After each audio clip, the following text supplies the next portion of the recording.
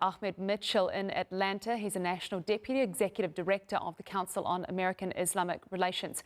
Edward, so the State Department's done this after a campaign from Laura Loomer, a known conspiracy theorist who I believe describes herself as, quote, a proud Islamophobe. What do you make of it?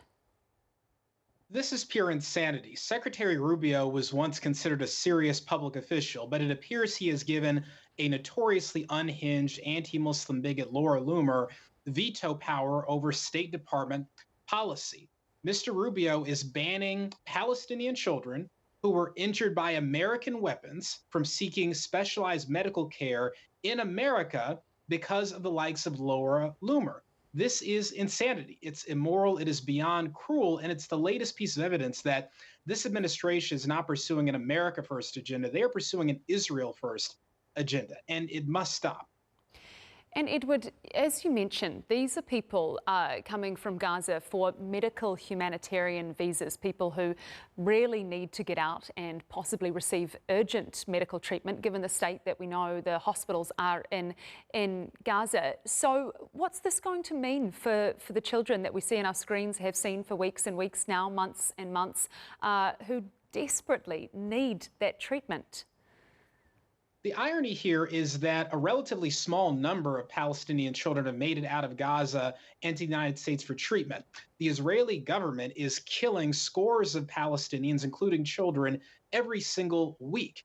And so the key thing that needs to happen is the genocide needs to stop, and the Palestinian people need to be able to live freely and safely on their own land independently.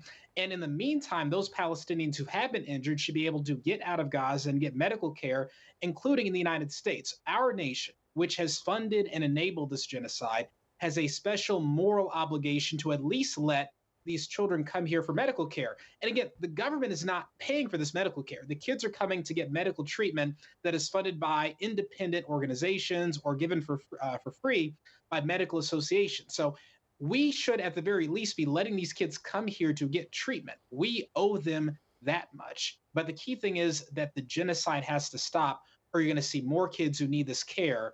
And that is just horrible, and it cannot go much longer.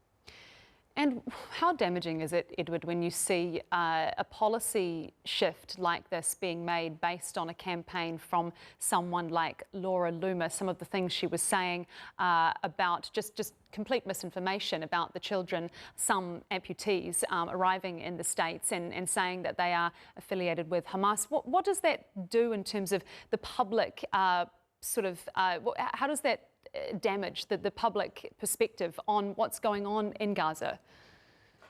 Look, if the State Department really has given the likes of Laura Loomer and others veto power over their policies, then the inmates are running the asylum. This is completely unacceptable to have anti-Muslim extremists whipping up a frenzy on social media and immediately leading the U.S. Secretary of State, who is fourth in line to the presidency, to flip and change a government policy that made perfect sense, allowing Palestinian kids injured by American weapons to come to America for specialized care. And so what this does is lead to the question of who is running the United States government? Is the United States, my nation, an independent country, or are we an agent of the Israeli government? Are we a servant of anti-Muslim, anti-Palestinian bigots on social media? Again, the agenda that we are seeing from this administration is not America first, it is Israel first. And I think you're seeing many Americans, including many conservatives, getting really tired of this nonsense. Even people like Marjorie Taylor Greene have called out this insanity. And so there is a sea change happening in America, and it's time for elected officials, Democrats and Republicans, and the Trump administration to recognize that our nation does not want to be a servant of the Israeli government and does not want Laura Loomer controlling our nation's foreign policy. Have you ever seen anything like this, the likes of someone like Laura Loomer influencing what the United States does in terms of its policy? Well, ironically, there was a time when anti-Muslim bigots did have considerable influence in administrations. During the Bush administration, anti-Muslim bigots played some significant role there during the first Trump administration. And let's not forget, even in the Biden administration, there were people who I would consider anti-Palestinian extremists, Brett McGurk, Jake Sullivan, who helped to enable this genocide. And so, yes, you have seen times in which there were people who held extremely anti-Palestinian views influencing government policy. But I would say nothing like this, where someone so unhinged, so far outside of what you would ever call mainstream, is able to suddenly twist a government policy overnight.